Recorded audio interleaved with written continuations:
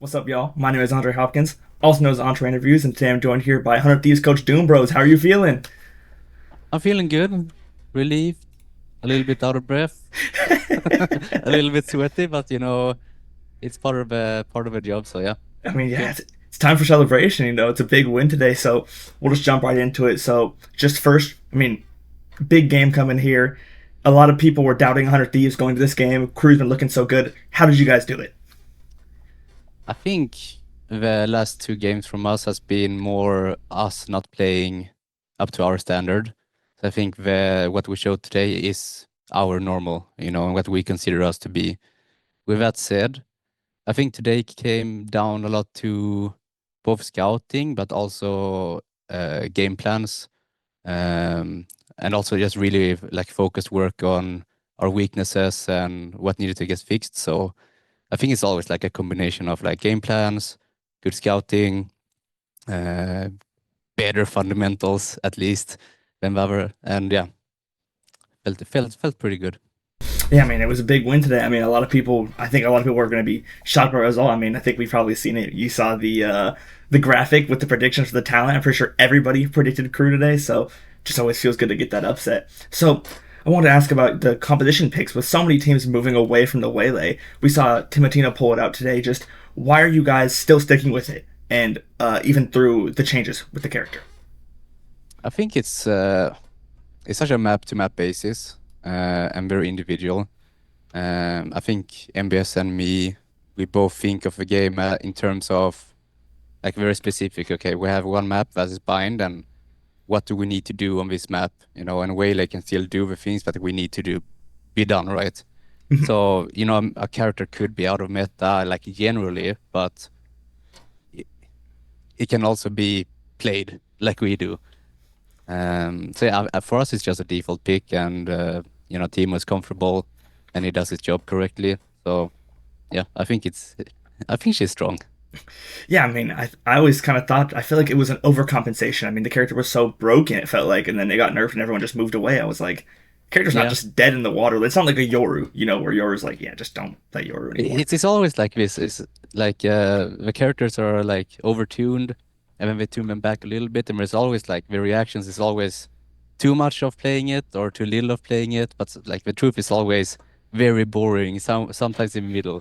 Sometimes it's good on some maps, sometimes it's bad on some maps. But that's less interesting. Than calling an agent trash or overpowered. Yeah, because, if I say, the character's all right, doesn't make for a good thumbnail, that's not going to Yeah, get yeah, clicks, of that's course. So, with 100 Thieves being so historically dominant on Bind, which feels like every iteration of the team, how did the game planning go today for a team like Crew? so because we didn't have footage on them on bind, we went a lot on just the enemy tendencies. How do they like to call the pacing? What do they tend to do across all maps? But I think that's just a minor part of it. The main part of it is just our own game plans, our own protocols, just knowing the map inside and out, and especially like Peter.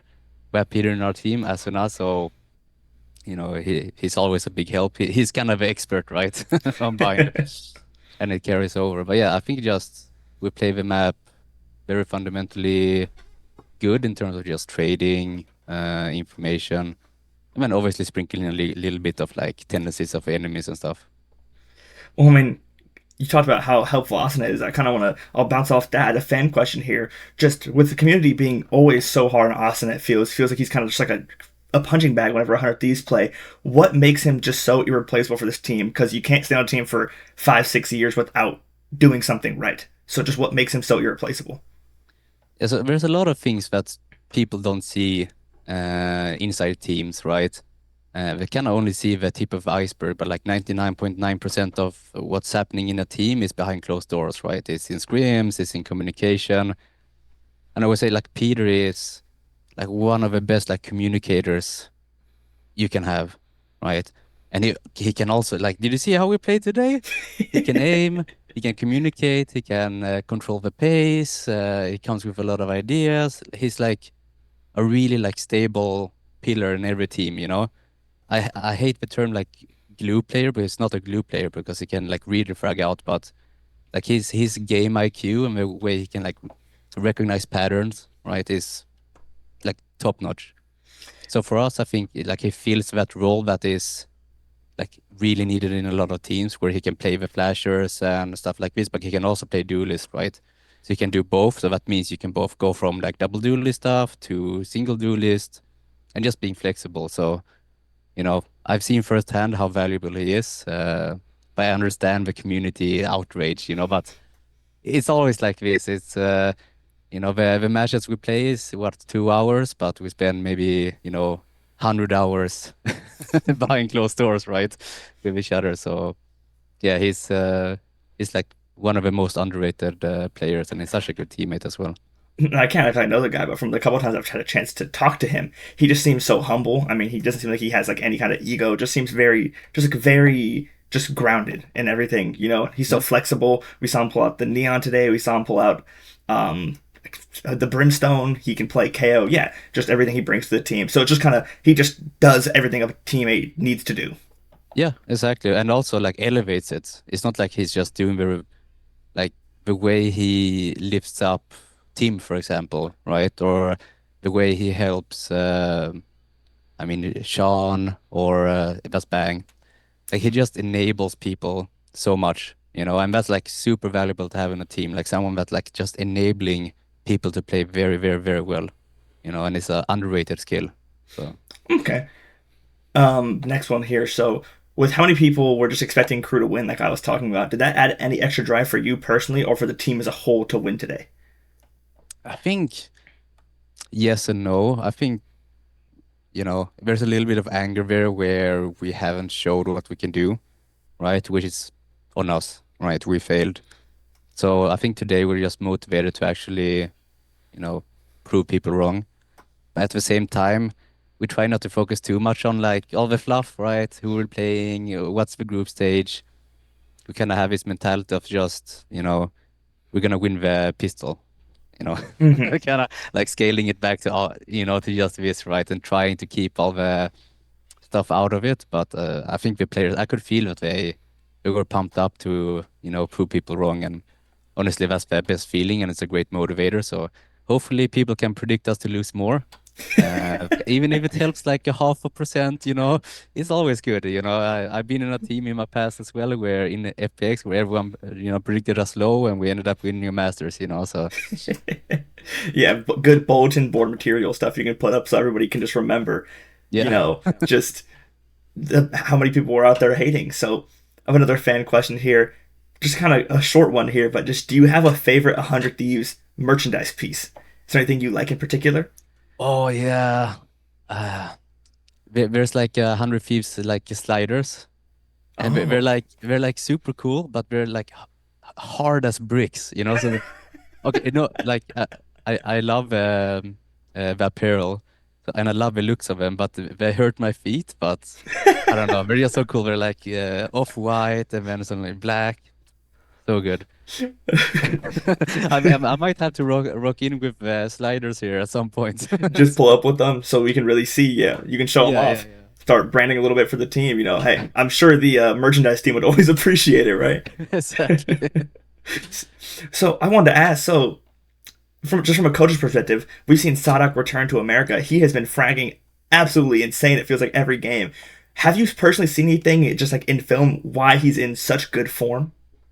He basically, when I did the scouting, there was one overarching like why crew is winning, and it's Sadak.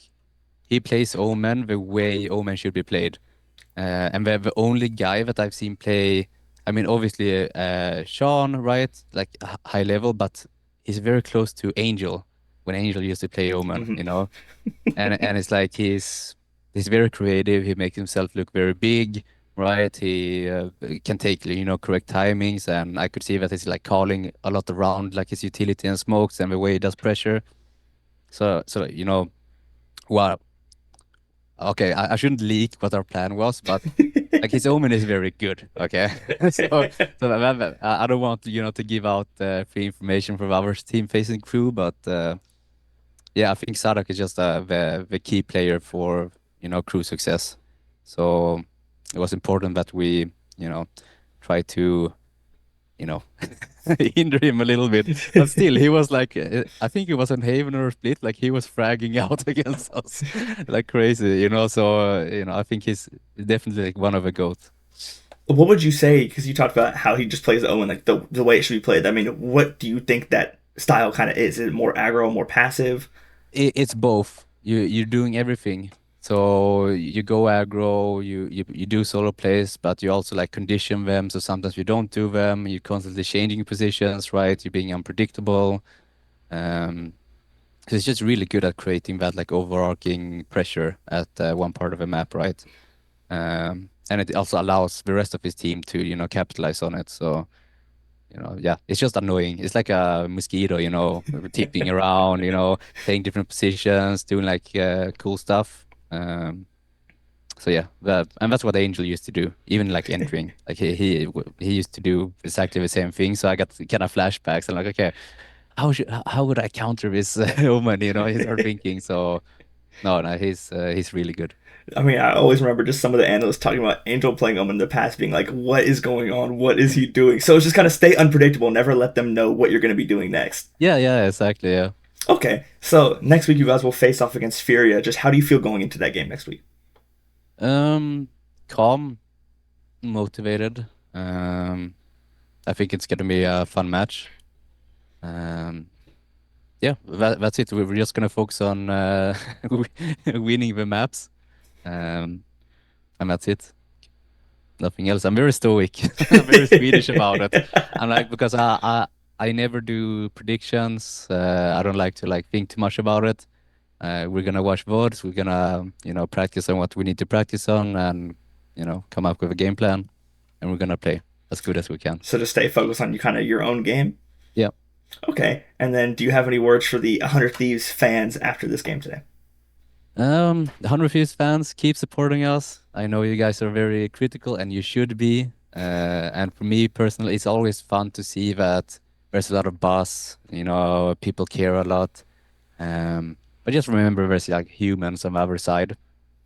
Um, but apart from that, keep on watching the games. A little drama here and there isn't too bad. But just know we're all trying our best, a lot of hours every day, not too many breaks, right? So we're really, in sixth gear, trying our best. And this is a random thought I had. I thought about Bind on I think it was round 10. I try not to bring up specific moments, but do you remember when Asuna was like planting and just spinning in a circle? Yeah, yeah, That yeah, yeah. that was I was laughing so hard, and he just comes like, like, but I think Bang said like, "Oh, I'm not gonna let you die there."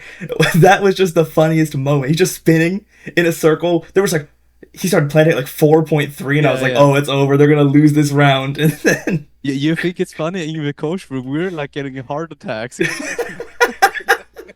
We're too old. Like that's why I'm all sweaty now. It's like we're too old for this shit. But funny just memory. moments like that. I mean, hey, that's what makes it fun, right? You're in there like, Yeah. oh my, we won. Oh my god, we did it.